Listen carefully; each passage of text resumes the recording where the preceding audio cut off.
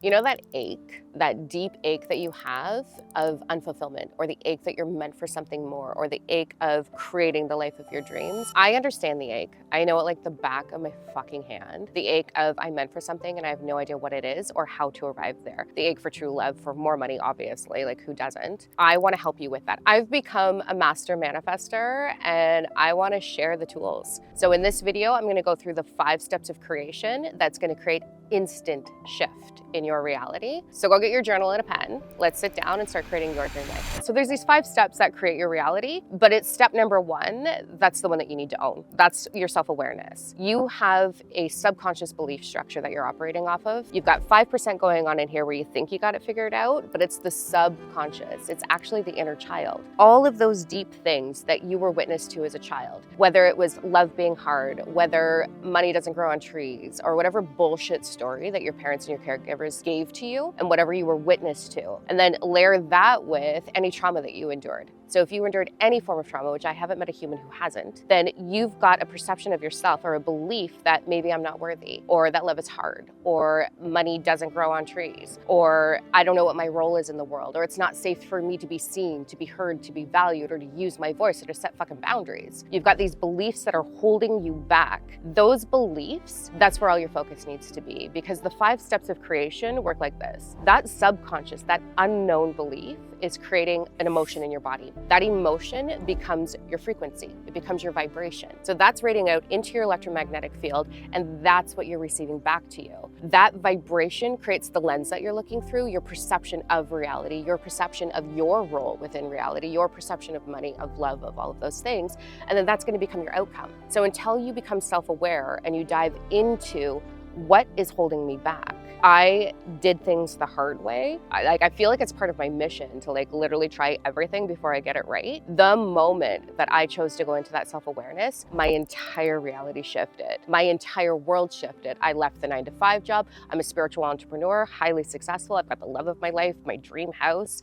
I cured cancer.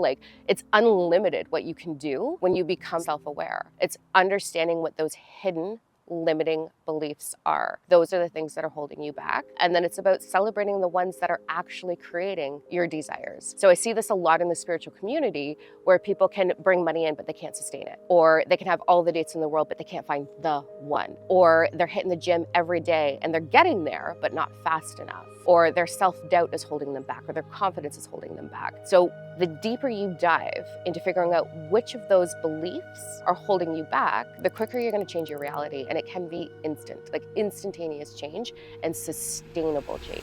That's what I want for you. People are trying to operate off of that forced thought. You're trying to be like toxic positive or trust the universe or all these lofty things. You're convincing yourself because you've had so many experiences in life that you've got it figured out. But it's that subconscious hidden piece. That's why your life is still shit sometimes. That's why you have struggle. That's why you burn out. That's why you stress about what's in your bank account. That's why you're always looking for the bigger, better thing. It's like, go within and understand what you were witness to. And the crazy part is everybody's gonna have a different definition of your desired reality. So an example is my definition of love was pain before passion.